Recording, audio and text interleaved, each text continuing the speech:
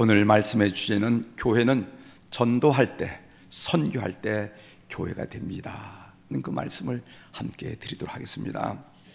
오늘은 한 해 마지막 주일입니다. 그리고 사도행전 강례 설교의 마지막 날이기도 합니다. 사도 바울이 로마로 가는 길은 험한 길이었습니다. 어떻게 보면 지루하기도 한 그런 길이었습니다. 바울 사도의 일행이 유라굴로 폭풍에 갇혔을 때 그 상황은 절망적이었지만 오히려 그 위기가 바울 사도의 영적 권위를 높여주는, 영적인 파워를 보여주는 그런 귀한 기회가 되었음을 우리가 보았습니다. 물질적인 손해를 보고, 아니 그것보다도 생존할 수 있을까, 생존 자체가 불투명해진 사람들 사이에서 하나님은 하나님의 사람 사도 바울을 우뚝 세우신 것을 우리가 보았습니다.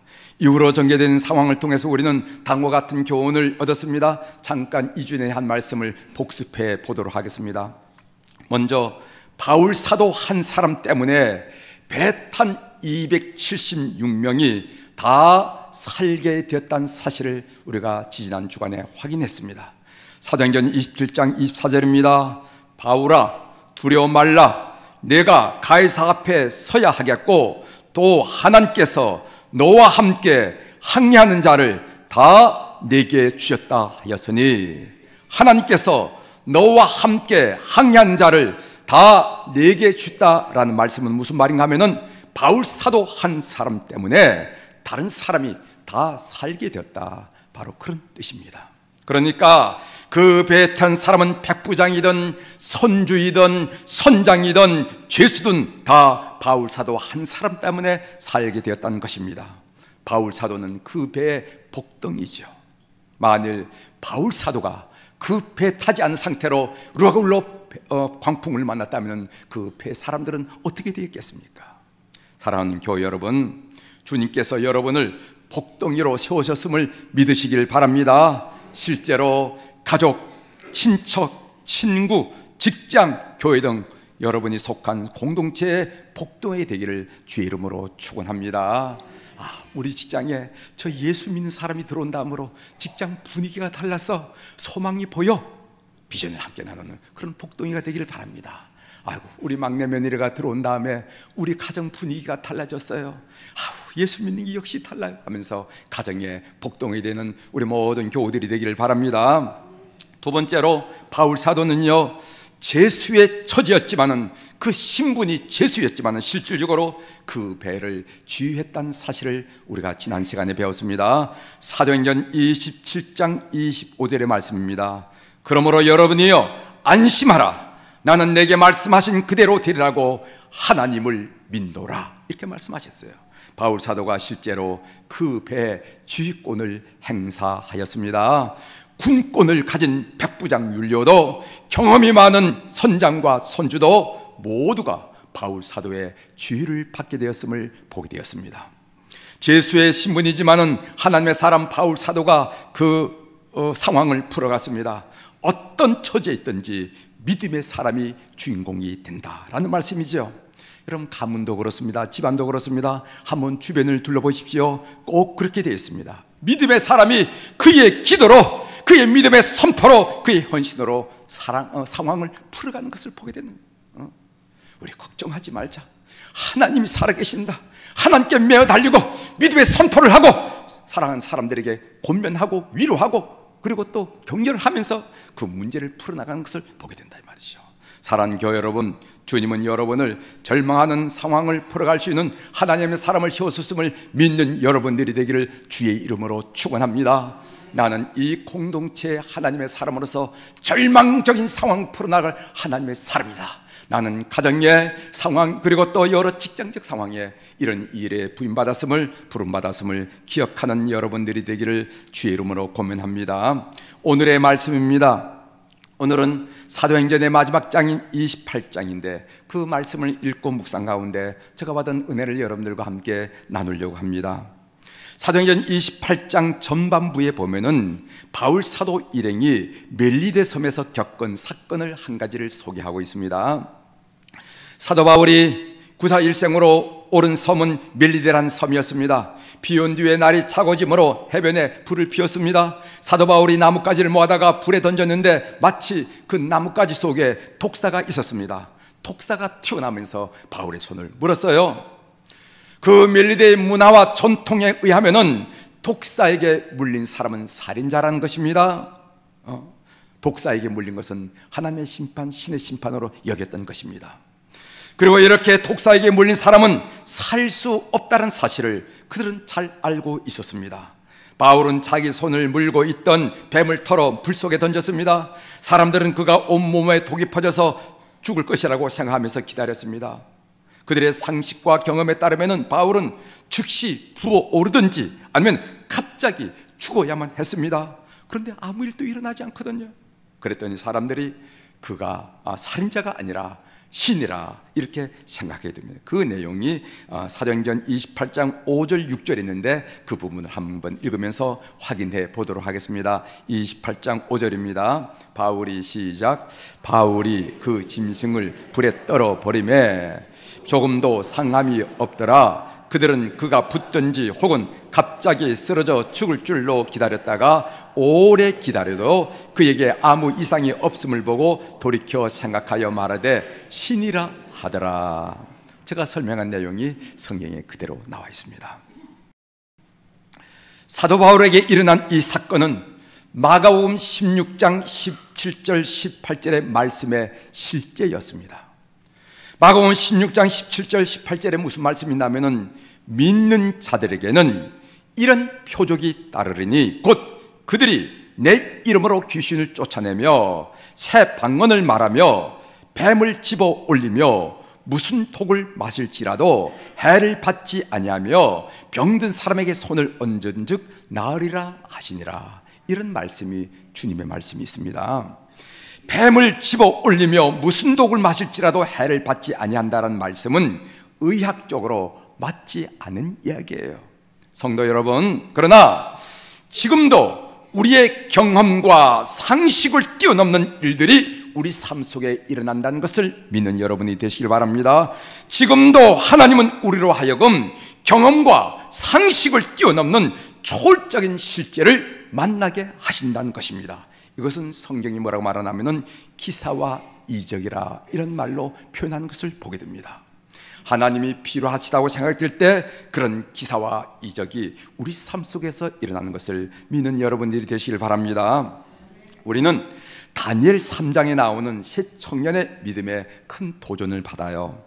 바벨론의 포로로 잡혀간 유대 청년 중에 사드락과 메삭과 아벳노고라는 이름의 청년들이 있었습니다. 느부갓네살 왕은 큰 신상을 만들어 놓고 모든 백성들에게 절하기를 강요했습니다. 만일 거부하면은 풀무불에 던져 죽이겠다는 엄명도 내렸습니다. 그런데 이 세 유대 청년의 믿음을 보십시오. 다니엘 3장 17절입니다. 왕이여, 우리가 섬기는 하나님이 계시다면 우리를 맹렬히 타는 풀무불 가운데서 능히 건져내시겠고 왕의 손에서도 건져내시리이다. 그들은 맹렬히 타오르는 풀무불 앞에서 그들의 믿음을 고백하고 선포했다는 얘기입니다. 지금 미국에서 일어난 일을 이곳에서 얘기하는 것이 아니라 그들 앞에는 풀무불이 맹렬히 타오르는 거예요. 그 풀무불의 그 열기를 느끼면서 그들이 무엇을 고백하냐면은 주님께서는 우리를 지키실 것입니다. 주님께서는 우리를 구출하실 것입니다. 주님께서는 우리를 도우실 것입니다. 이렇게 고백하더라는 것입니다. 우리는 하나님의 능력을 의심하지 않습니다. 하나님이 예스 하시면은 모든 일이 예스됨을 믿습니다. 하나님이 오케이 하시면은 모든 일이 오케이 됨을 우리는 확실히 믿습니다. 하나님이 하신다고 하면 되는 거예요. 할 수 있거든이 무슨 말이냐? 믿는 자에게는 능히 하지 못할 일이 없느니라. 저는 이런 믿음을 하나님의 능력에 대한 절대적인 확신이라 이렇게 얘기합니다. 사랑하는 교회 여러분, 이런 믿음을 가지고 신앙생활을 하는 여러분들이 되기를 주의 이름으로 축원합니다. 능력 향하는 믿음이에요. 로마에서 바울 사도는 무엇을 했습니까? 성경에 보면은 바울 사도는요, 구금 상태에서 복음을 전했습니다. 오늘 사도행전 28장 30절을 제가 읽어드리면은, 바울이 온 이태를 자기 셋집에 머물면서 자기에게 오는 사람을 다 영접하고, 바울 사도는요, 거의 2년 동안 가이사의 재판을 기다리면서 자기 셋집에서 복음을 전했습니다. 말이 셋집이지, 이건 뭐 사글세 전세하는 셋집이 아니라 이것은 군인 감독이라 하는데 일종의 영창 같은 곳이에요. 영창. 우리는 셋집에 머물면서 복음을 전했다 하는 이 바울의 자세를 통해서 많은 도전을 받습니다. 현대 그리스도인들은 무슨 일을 하려 치면은 우선 환경, 여건, 시설 이런 것부터 먼저 따져요. 이런 것들이 준비되었으면 선교할 수가 있고, 이런 것들이 준비되어 있으면 전도할 수가 있고, 이런 일들이 준비되어 있으면 뭐를 할 수가 있다, 이렇게 생각한다는 말이죠. 영창에 있는 바울 사도의 자세에 비교하면 거기에는 큰 차이가 있습니다. 우리는 상황, 환경에 관심을 갖는 반면에 바울 사도는 예수 그리스도에게 관심을 가졌어요. 여러분, 시설이 잘된 큰 교회가 큰 일을 하는 것이 아니라 복음이 있는 교회가 큰 일을 하는 것을 믿는 여러분들이 되시길 바랍니다. 살아계신 예수 그리스도를 모신 교회가 큰 일을 행하고 있음을 믿는 여러분들이 되기를 주의 이름으로 축원합니다. 하나님의 나라가 자신 안에 있는 사람들은 가는 곳마다 하나님 나라를 만듭니다. 하나님 나라가 여러분의 심령 속에 있으면 여러분들이 가정에 가든 시골에 가든 농촌에 가든 어촌에 가든 애국에 가든 관계없이 여기에서 하나님 나라를 만들어 간다는 것을 알게 됩니다. 이 세계의 성자 성키프라는요, 친구 도나투스에게 이런 편지를 썼습니다. 그 편지 일부분을 읽어드리겠습니다. 도나투스, 산길에는 강도가, 바다에는 해적이, 원형 극장에는 군중들을 즐겁게 하기 위해 살인을 저지르는 사람들이 있네. 하지만 그 가운데에도 평온을 유지한 거룩한 사람들이 있다네. 그들은 경멸당하고 핍박받아도 개의치 않는다네. 그들은 세상을 이긴 사람들일세. 도나투스, 그 사람들은 그리스도인이라네.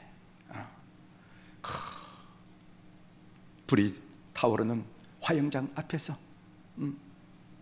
사자의 입 앞에서 평온함을 유지하고 거룩함을 유지하는 무리들이 있다는 거예요. 그 무리들의 이름이 누구냐면 바로 그리스도인이라고 얘기합니다. 초대 그리스도인들은요, 핍박과 고통 속에서 살았습니다. 그러나 그들 안에는 하나님 나라가 있었습니다.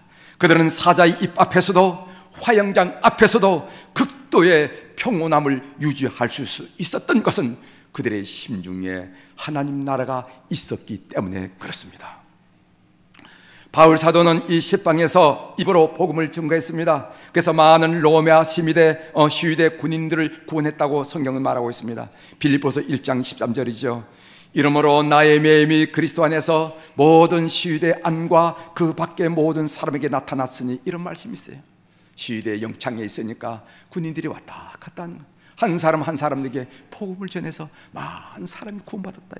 또한 그는 이곳에서 글로 복음을 전했습니다. 우린 이것을 옥중서신이라고 그러죠. 에베소서, 골로새서, 빌립보서, 빌레몬서, 이 네 서신을 옥중서신이라 하는데, 옥중서신이라 한 이유는 뭐냐면 감옥 속에서 시간이 있는 대로 빌립보 교우들을 생각하면서, 골로새 교우들을 생각하면서, 그리고 에베소 교우들을 생각하면서, 그리고 또 사랑하는 아들 빌레몬을 생각하면서 적었던 글로 적었다. 뿐만 아니라 그는 이곳에서 많은 성도들을 만나 그들에게 복음으로, 믿음으로 격려했습니다. 디모데를 자주 만났습니다. 빌립보서 1장 11절에 보면은 그리스도 예수의 종 바울과 디모데는 그리스도 예수 안에서 빌립보에 사는 모든 성도와 또한 감독들과 집사들에게 편지하노니, 빌립보 교인들에게 편지하면서 곁에 디모데가 있었음을 소개하는 것을 보게 돼요.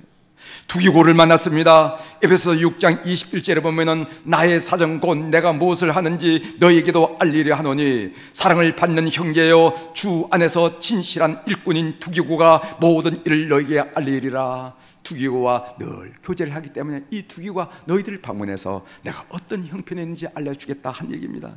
에바브로 디도를 만났습니다. 내게는 모든 것이 있고 또 풍부한지라. 에바브로 디도 편에 너희가 준 것을 받음으로 내가 풍족하니 이는 받으실 만한 향기로운 제물이요 하나님을 기쁘시게 하는 것이라. 이런 말씀이 빌립보서 4장 18절에 있습니다. 너희들이 에바브로 디도를 통해서 많은 것들을 줬는데 그것 때문에 내가 지금 풍부하게 감사하면서 어려운 생활을 지금 잘 극복하고 있느라 하는 말씀이 있습니다. 그리고 그 후 주 67년경에 네로 황제 대박학 때 이 바울 사도는 순교를 하는 것을 우리가 보게 됩니다. 이렇게 해서 길고 긴 한 전도자의 육신의 삶이 끝났습니다. 바울 사도는 오직 예수 그리스도만 바라보고 복음만을 위해서 그 한 길로 달려온 사람이 바울 사도의 삶이었어요. 위대한 전도자가 우리 성도들에게 마지막으로 한 말씀이 있습니다. 그것이 뭐냐면은 디모데후서 4장 1절 2절에 보면은 하나님 앞과 살아있는 자와 죽은 자를 심판하실 그리스도 예수 앞에서 그가 나타날 것과 그의 날을 두고 엄히 명하노니 너는 말씀을 전파하라. 때를 얻든지 못 얻든지 항상 힘쓰라. 이것이 바울 사도의 가장 마지막 서신인 디모데후서 4장에서 마지막으로 성도들에게 고면한 말씀이에요. 그가 나타날 것과 하나님 나라를 두고 명하노니 엄히 명하노니 너는 말씀을 전파하라. 때를 얻든지 못 얻든지 항상 힘쓰라. 이렇게 말씀하셨어요. 복음은 듣고 깨닫는 자들에게만 복음이 됩니다. 오늘 사도행전 28장 23절에 보면 그들이 날짜를 정하고 그가 유숙하는 집에 많이 오니 바울이 아침부터 저녁까지 강론하여 하나님 나라를 증언하고 모세의 율법과 선지의 말을 가지고 예수에 대해 고나더라. 바울 사도는요 로마에 도착한 지 사흘 후에 유대인 중에 높은 사람들을 초청해서 복음을 전합니다. 그런데 그 사도 바울이 자신의 삶의 마지막 끝을 바라보면서 신중하고 엄숙하고 절박하게 전하는 바울사도가 누굽니까? 삼층천에서 갔던 사람이에요. 그리고 또 살아계신 우리 주님을 만났던 사람입니다. 그 음성을 들었던 사람. 그런 사람이 그런 능력 가운데 간곡하게 절박하게 복음을 전했음에도 불구하고 그 청중 중에 두 종류로 갈리더라는 거예요. 하나는 믿는 사람이 있고 다른 한 사람은 믿지 않은 사람. 그 말씀이 바로 사도행전 28장 24절에 있습니다. 그 말을 믿는 사람도 있고 믿지 아니한 사람도 있어. 이렇게 나왔습니다. C.S. 루이스는 이런 말을 했습니다. 우주에는 중립지대가 없다. 단 한 평의 땅, 단 1초의 시간에 대해서도 하나님은 자신의 권리를 주장하시고 사탄은 거기에 대항하여 자기의 권리를 주장한다. 이렇게 했어요. 우주에는 회색지대가 없어요. 어떻게 보면 그리스도인 같고, 어떻게 하면 비그리스도인 같고, 어떻게 하면 하나님 사람 같고, 어떻게 하면 사탄 사람, 이런 비그리스도인이 그런 회색지대가 없다는 것입니다. 이 땅에, 이 우주에 단 한 평도, 그리고 수많은 시간에 단 1초도 어딘지 소속되어 있는 거지 회색지대에 없다는 겁니다. 하나님은 이 사람은 내 사람이라고 권리를 주장할 것이고, 그리고 사탄은 이 사람은 내 사람이라고 사탄은 권리를 주장한다는 것입니다. 우주의 중간지대, 중립지대는 없습니다. 청중은 하나님의 사람이 되든 아니면 하나님의 사람이 안 되든, 믿는 사람이 되든 믿지 않은 사람이 되든 둘 중에 하나일 뿐이라는 것입니다. 흩어지는 청중의 바울 사도는 이사야 6장 9절서 10절에 있는 말씀을 선포합니다. 도무지 듣기는 들어도 깨닫지 못하고 보기는 보아도 알지 못한 사람들, 마음이 우둔하고 귀가 막히고 눈이 감긴 사람들, 이것이 죄인인 우리의 실존입니다.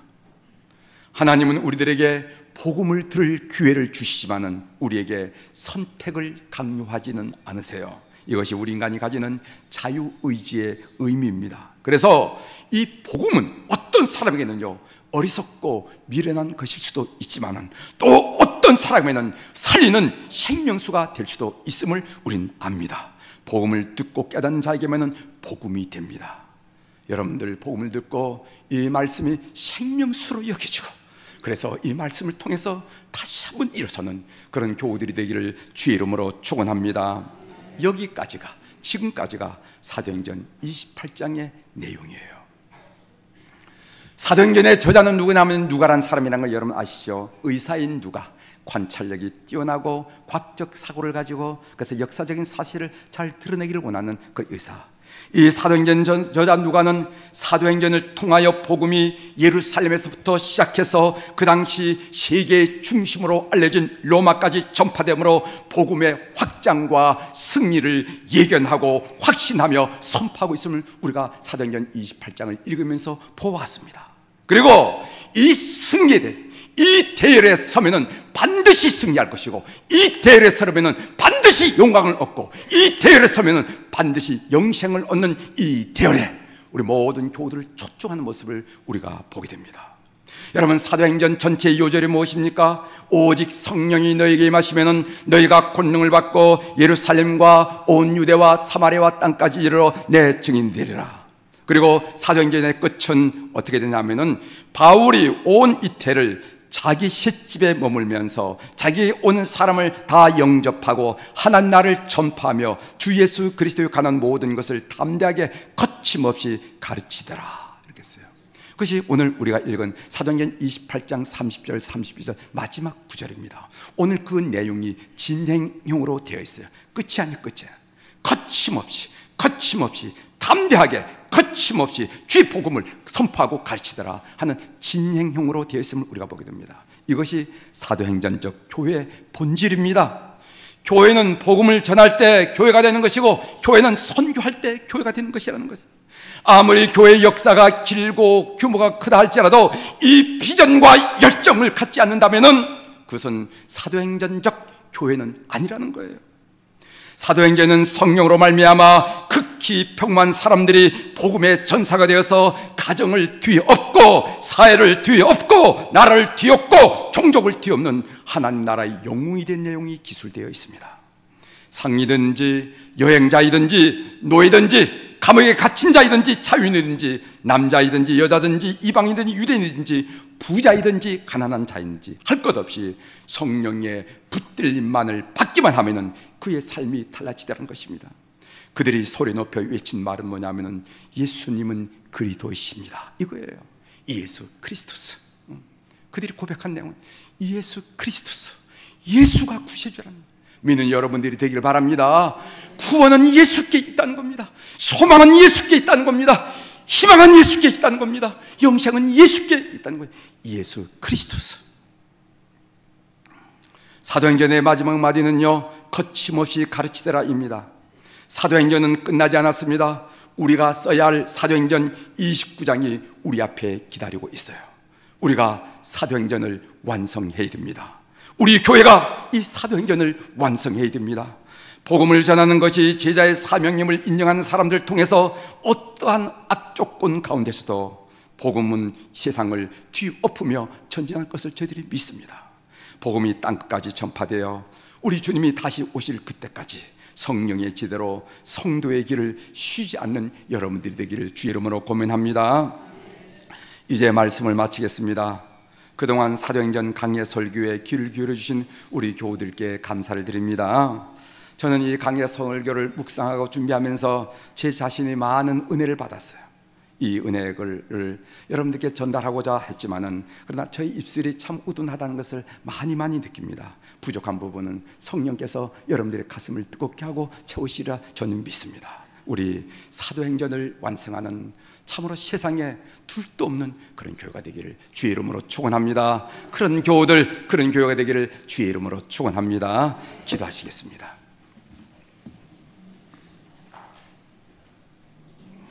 하나님 아버지, 사도행전 29장을 그리고 사도행전을 완성해서 다시 오실 주님을 환영하는 교회 교우들이 되도록 축복하여 주옵소서. 예수님의 이름으로 감사하며 기도 올려옵나이다. 아멘.